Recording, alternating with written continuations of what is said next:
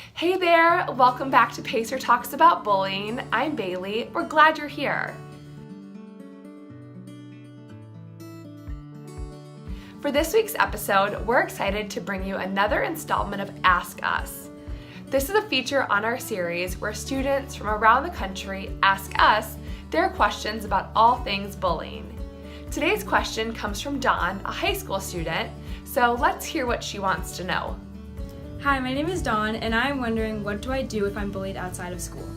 This is a great question, Dawn, and it's an important one to talk about, so I'm really glad that you asked. Regardless of where you're experiencing bullying, it's important to remember that it's not your fault and that you deserve to feel safe. Bullying isn't just confined to a school campus. It can happen in the neighborhood where you live, at your favorite coffee shop, or even on a city street. But regardless of where it happens, bullying is bullying. While most laws address bullying happening at school, there are steps that you can take to report bullying outside of school to make sure that you feel safe. For example, let's say you're experiencing bullying over the summer at your local park or local community center. Report it to the adults in charge, like the park patrol or the manager of the community center or a police officer. It's okay to ask for help. It's actually a great idea and an awesome first step to take. Most bullying happens outside of the view of adults, which makes reporting very important, so adults can keep you safe and hold those who are bullying accountable. Along with telling the adult in charge, it's also important to talk with your parents about what's happening.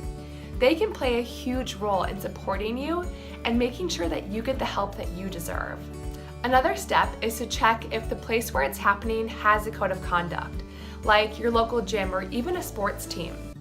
This code of conduct may often include expectations for behavior, including prohibiting bullying behavior. This is an additional tool to keep you safe, so make sure to bring this up when you're talking with the person in charge.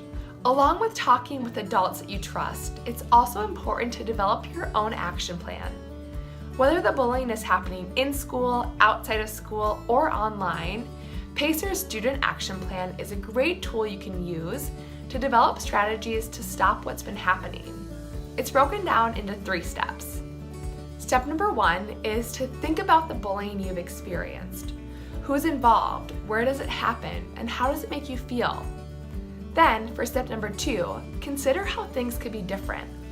Think about how things could change and what would make you feel in control of the situation. And then, for step number 3, think about the steps needed to make those changes happen. What does your role look like? Who else can you involve? And what would they need to do? This student action plan is a great resource to then share with an adult that you trust, as they can help you implement it to make sure that you stay safe. Along with sharing the action plan, also talk about ideas and what you can do in the moment if it happens again. Think through ideas on ways that you can stay safe. Maybe it's finding an adult nearby or getting away from the situation.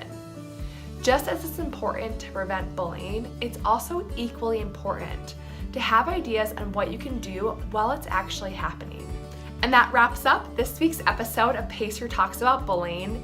Thank you so much to Dawn for asking such an awesome question. If you're a K through 12th grade student and you have a question about bullying, all you have to do is email us at bullying411@pacer.org with your question. It can either be written or in a video just like Dawn. We'll see you right back here next week, and remember, together we can create a world without bullying. See ya!